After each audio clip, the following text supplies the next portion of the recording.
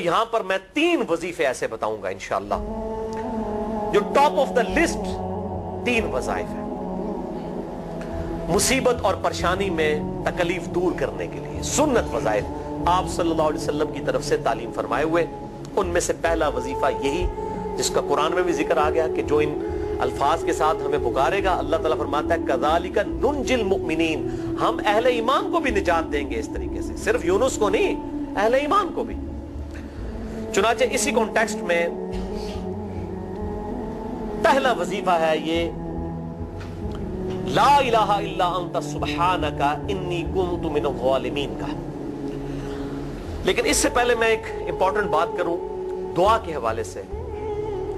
کہ دعا کی قبولیت کا ایک پروٹوکول بھی ہے۔ ویسے تو آپ مسئلہ 82 دیکھیں گے، اس میں نے اور باتیں بھی کی ہیں، ٹاپک دوسری طرف چلا جائے گا، لیکن انصاف ہے کہ میں اس چیز کو بھی ایڈریس کروں۔ جامعہ ترمذی میں صحیح سند کے ساتھ یہ حدیث موجود ہے، انٹرنیشنل نمبر کے مطابق 593 نمبر حدیث ہے، اور یہ حدیث مشکات میں آپ کو پہلی جلد میں درود شریف والے چیپٹر میں بھی مل جائے گی، اور مشکات کو میں نے ڈکلیئر کیا ہے مشکات از دا انسائکلوپیڈیا آف حدیث، یعنی آپ کو جتنی حدیثیں سکیٹرڈ فارم میں ملیں گی کتب ستہ اور اس سے بھی باہر 13 کتابوں میں، مشکات میں آپ کو مل جائے گی۔ میں نے اسی لیے مشکات پہ پورا لیکچر ریکارڈ کروا دیا ہے، مسئلہ نمبر 111B کے عنوان سے مشکات المصابیح کا مکمل تعارف، وہ ضرور دیکھیں، یعنی مشکات 3 جلدوں میں آپ لے لیں تو انسائکلوپیڈیا آف حدیث آپ کے پاس آ گیا۔ 6294 احادیث ہیں، اور اس میں چونکہ احادیث کی تکرار نہیں ہے تو کتب ستہ اس کے علاوہ بھی 12-13 کتابیں جو ہیں اس میں کور ہیں، اس میں بھی یہ حدیث موجود ہے۔ جامعہ ترمذی میں انٹرنیشنل نمبر کے مطابق 593 نمبر، سیدنا عبداللہ ابن مسعود رضی اللہ تعالیٰ عنہ کہتے ہیں کہ ایک دفعہ میں آپ صلی اللہ علیہ وسلم کی موجودگی میں نماز پڑھ رہا تھا، اور سیدنا ابو بکر اور عمر رضی اللہ تعالی عنہما وعلیہم السلام وہ بھی وہاں پہ موجود تھے۔ میں نماز کے جب یعنی کہ تشہد میں بیٹھا، میں نے اللہ کی حمد کی، التحیات للہ والصلوات والطیبات، اس کے بعد درود پڑھا، اور اس کے بعد میں نے دعا مانگنا شروع کی تو آپ صلی اللہ علیہ وسلم نے ارشاد فرمایا سل تعطا، سل تعطا، مانگ تجھے دیا جائے گا، مانگ تجھے دیا جائے گا۔ یعنی جو درود شریف اور ذکر کے ذریعے متوجہ ہوتا ہے اللہ تعالیٰ اس کی دعا قبول کرتا ہے۔ اور پھر ابن مسعود ادھر ہی روایت کرتے ہیں، ساتھ ہی جامعہ ترمذی میں دوسری حدیث ہے صحیح سند کے ساتھ کہ ایک شخص آیا، اس نے جو ہے وہ نماز کے دوران حمد و درود کے بغیر ڈائریکٹ اللہ سے مانگنا شروع کر دیا، تو جب وہ فارغ ہوا آپ صلی اللہ علیہ وسلم نے اسے بلا کر کہا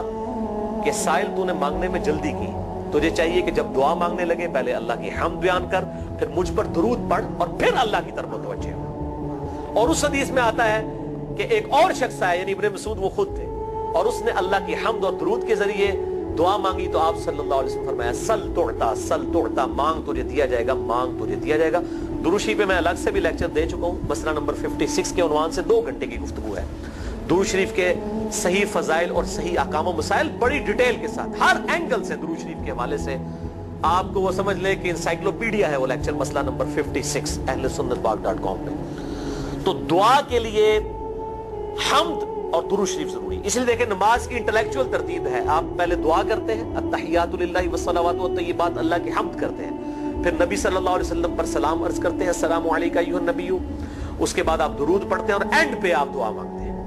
اللہم انی اعوذ بک من عذاب جہنم ومن عذاب القبر ومن فتنة المحیا والممات ومن شر فتنة المسیح الدجال، یا اللہم ربنا آتنا فی الدنیا حسنة وفی الآخرة حسنة وقنا عذاب النار، یا رب اجعلنی مقیم الصلاة ومن ذریتی ربنا وتقبل دعائی ربنا اغفر لی ولوالدی وللمؤمنین یوم یقوم الحساب۔ کوئی بھی دعائیں مانگیں، یہ بھی مانگیں جو میں وظائف بتا رہا ہوں، کیونکہ بخاری اور مسلم کی متفق علیہ حدیث ہے۔ مشکات میں آپ کو تشہد والے چیپٹر میں حدیث مل جائے گی کہ نماز میں تشہد میں درود کے بعد جو چاہو اپنے رب سے مانگو، یعنی عربی میں مانگنا ہوگا، دعائیں مانگیں، دعائیں معصورہ کتاب و سنت میں جتنی ہیں وہ مانگیں، اس کے علاوہ بھی مانگ سکتے ہیں اگر الفاظ درست ہوں لیکن عربی زبان میں۔ تو یہ پہلا وظیفہ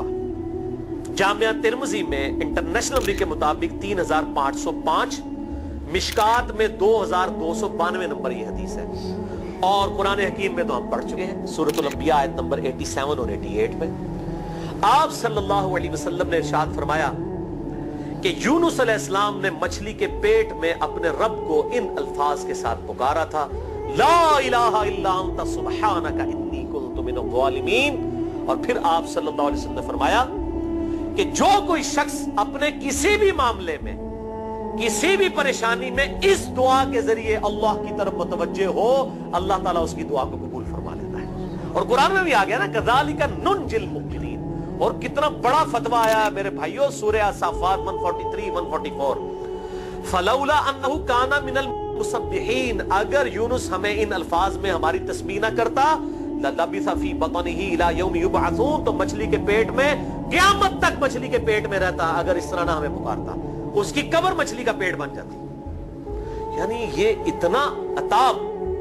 اور وہ دور ہو گیا اس دعا سے. بہت بڑے اسماء اعظم میں سے ہے. تو یہ بہترین دعا, بہترین وظیفہ, اسماء اعظم میں سے بہترین چیز, اور سب سے بڑھ کر جو میں نے بات کی کہ بہترین استغفار, اللہ سے توبہ مانگنے کا بہترین ذریعہ.